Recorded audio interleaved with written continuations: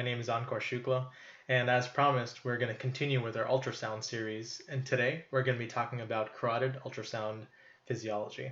So without any further ado, let's get started. So as always, let's look at this first image here.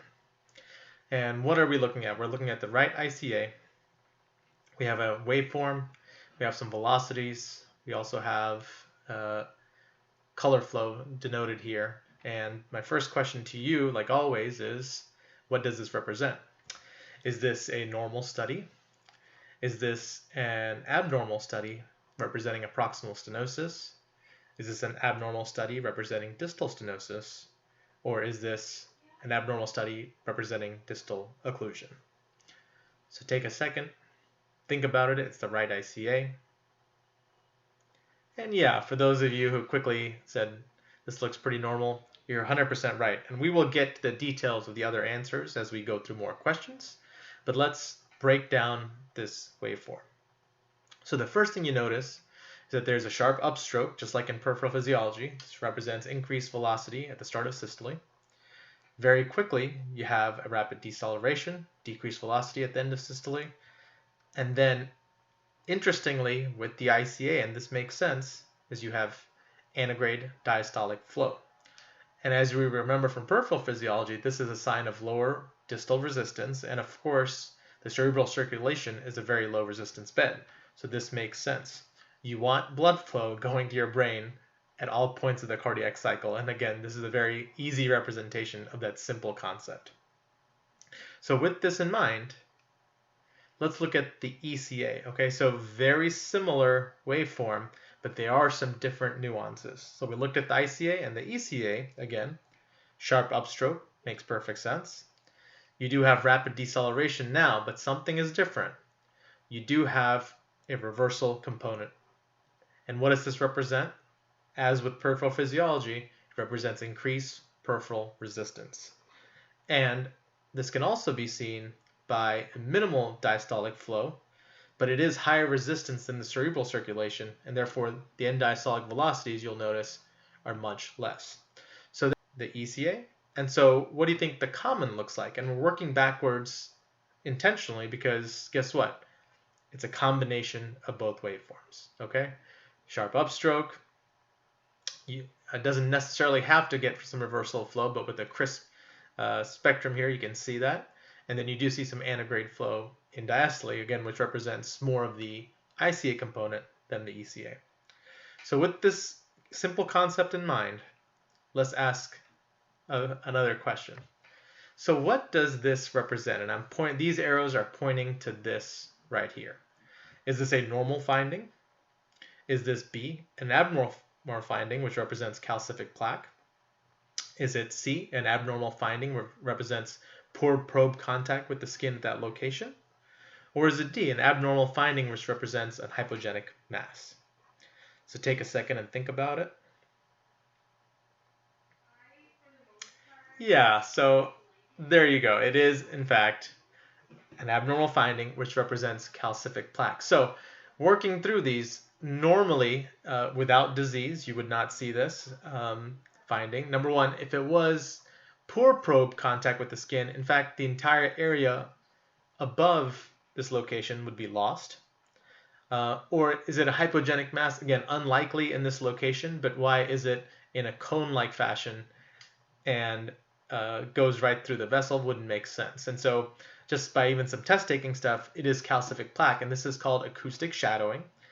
The ultrasound waves do not penetrate the calcification, and therefore they're reflected back, and what that tells the computer is that there's nothing beneath or deep to that calcific location. Now, again, we're building on concepts, and so with this in mind, let's add one more concept as we go solve the rest of these questions.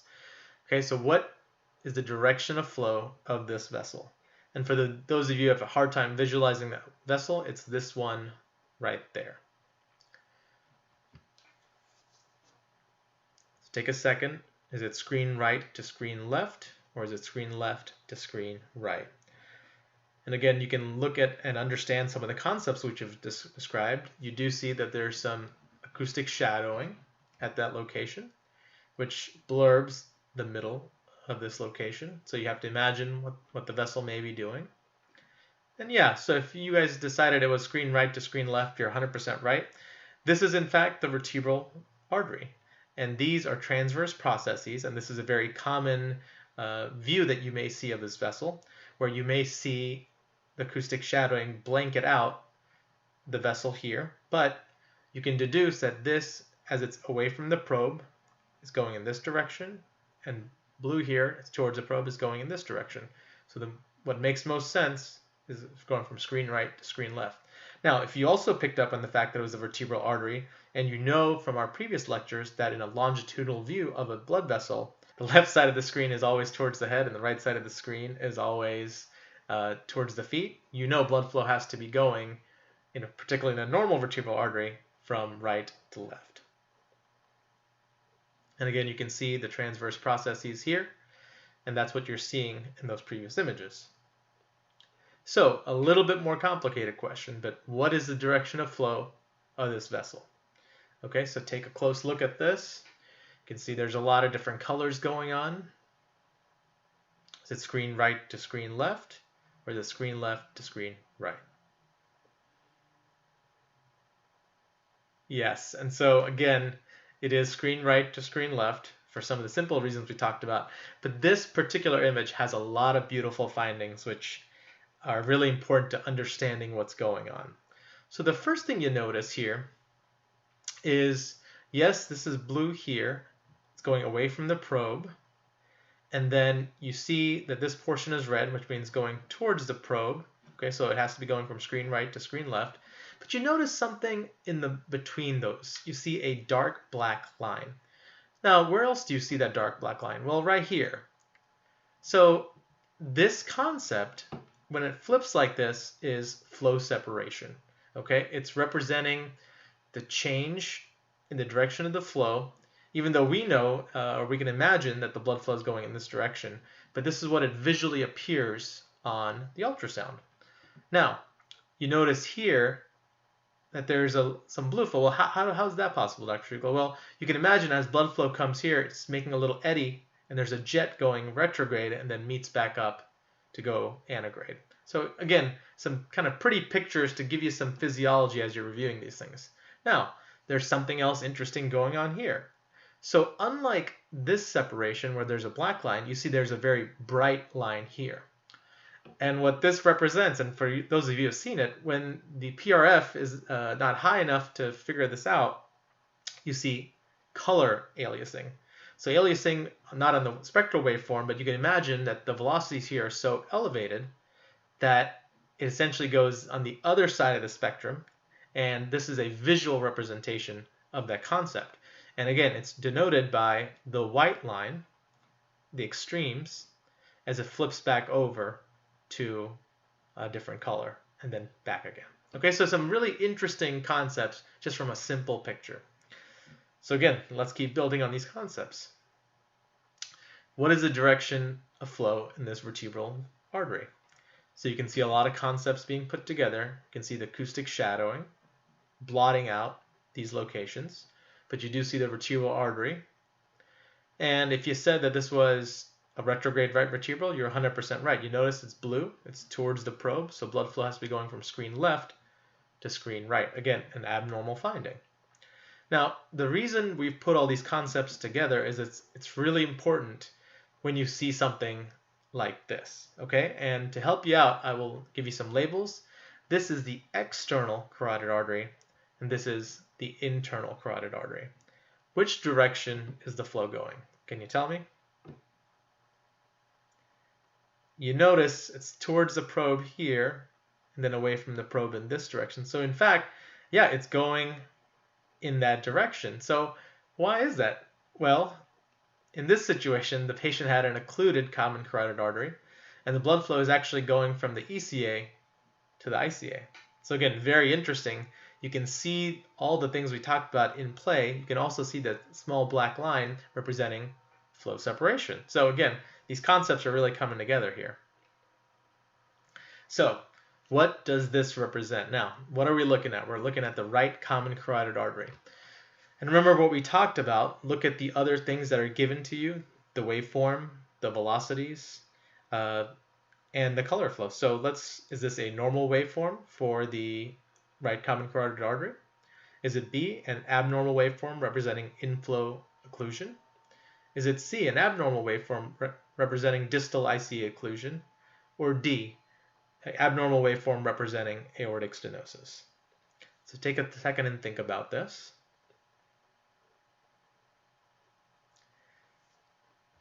So a little bit tougher. And so for those of you who said it was IC occlusion, you're 100% correct. So let's really break down this waveform.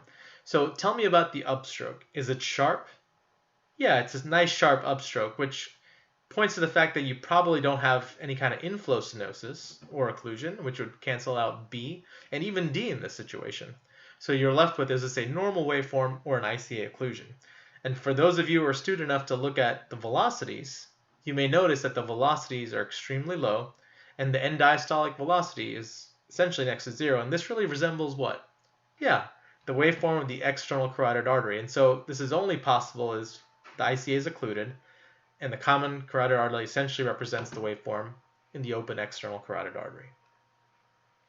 And of course, as we look further on, that's exactly what you see. You see that ICA is totally occluded with an abnormal common carotid artery waveform. Okay, so now we're comparing a few sides between the right and the left. Okay, so what does this represent? Is this a normal waveform on the right side? Is this B, an abnormal waveform on the right representing inflow stenosis? Is this an abnormal waveform representing distal stenosis on the right? Or is it an abnormal waveform representing aortic stenosis? Think about this for a bit. Look at the information given to you.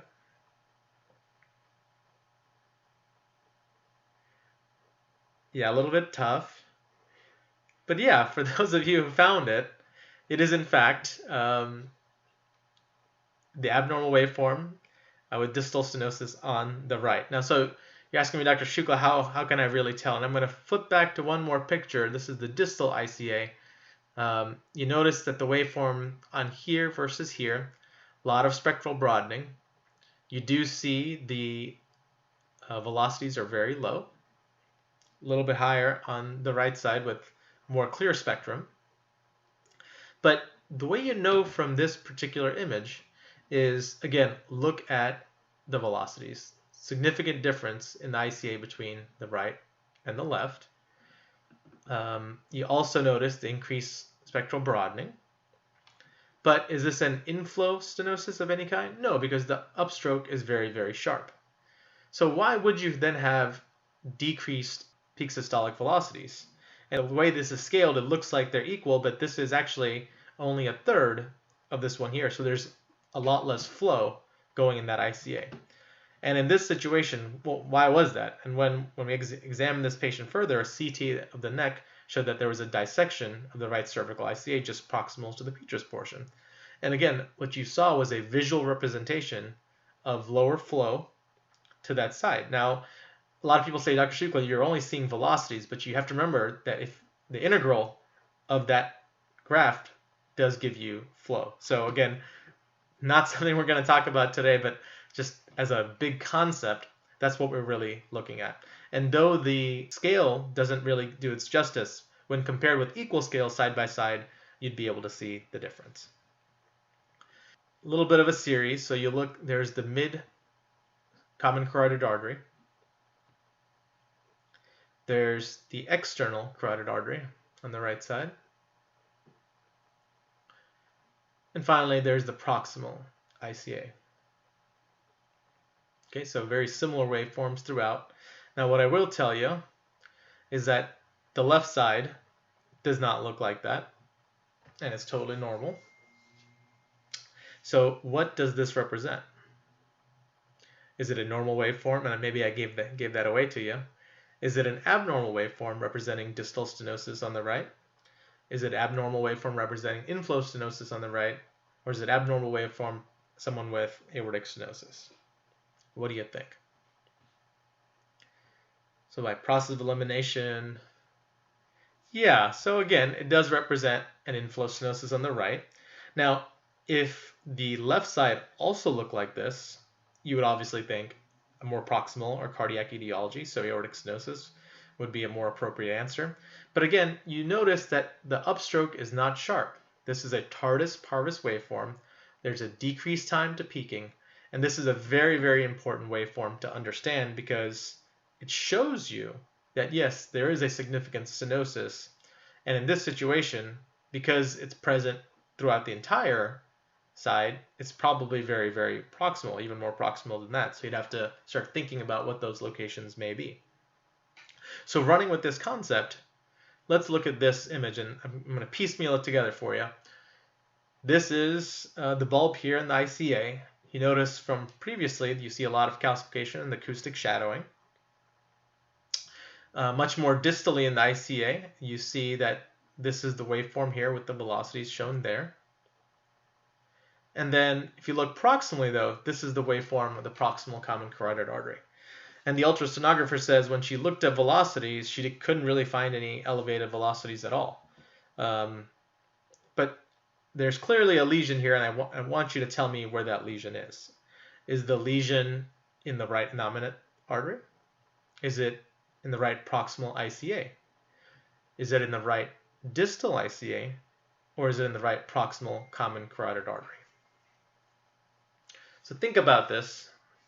Distal ICA waveform, the tech tells you because of the shadowing, she can't really find any waveforms there. And then the proximal common carotid artery.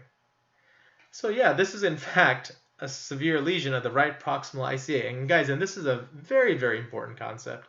Sometimes the numbers, especially when you're looking to quantify carotid stenosis, won't be there. And so unless you've actually looked at the waveforms, you may miss a critical stenosis that you may be able to help the patient with intervention. So this is really important. If you see a distal waveform, like here, that's tardus parvus, you have to assume that there is a lesion proximal to that. Now the right common carotid artery waveform looks very, very normal. So you have to assume it's in between the distal ICA and the common carotid artery. And again, the most common location for disease, as we all know, is the carotid bulb, which extends into the ICA. And so why can't you see it? Well, the calcification is blocking that. So again, very, very important concepts. If you really wanted to quantify it clinically, you'd have to get a CTA to see what it looks like.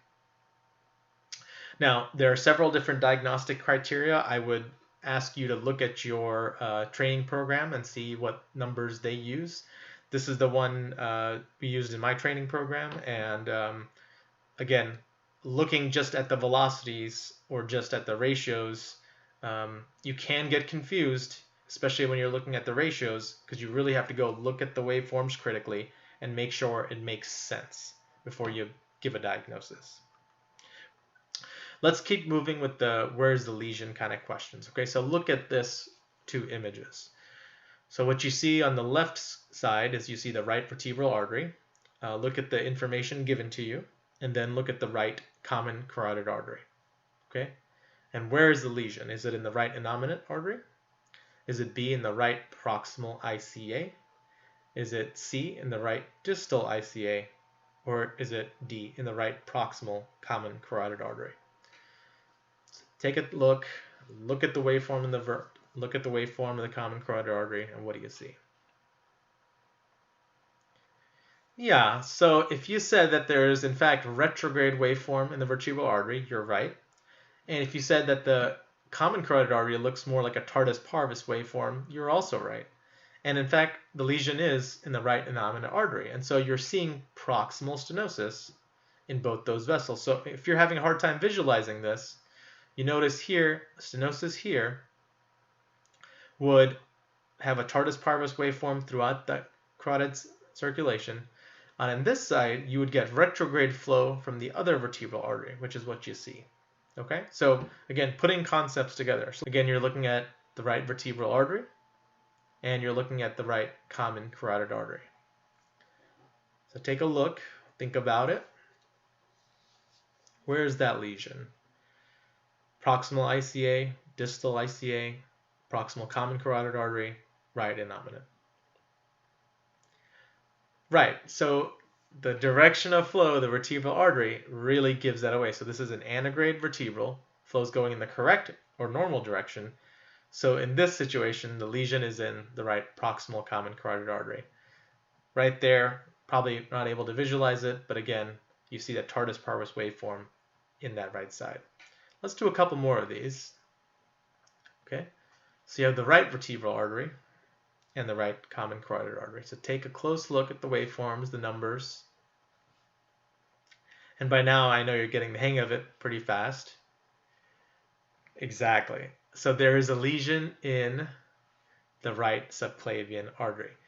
So you're having a retrograde flow in the vertebral artery, but a very normal common carotid waveform, which is only really possible with an occlusion in the subclavian artery, which preserves normal waveforms in the common circulation, but a retrograde waveform in the vertebral circulation. So you may also see something like this, and this is just a little bit of an Easter egg, no pun intended, because if you see a waveform like this, what does that really tell you? So for those of you who don't know or haven't seen it before, this is called the bunny sign, and that's why the Easter egg was no pun intended, but you do see a systolic upstroke here, and you see then almost a triphasic waveform with a lot of flow in diastole. This is why this looks like this. But again, this represents a pre-steal waveform. And why would the vertebral be stealing? Well, this is before it flips to perhaps a retrograde flow, and that's because, in fact, there is a lesion in the subclavian artery proximal to that side. And how do you see that? Well, if you do an angiogram, you notice that there is a tight lesion here. Here's a vertebral. And in fact, when it's fixed with a stent, improved blood flow in the vessels. Okay, guys, and with that, I hope a lot of those concepts came together for you. And that is really it.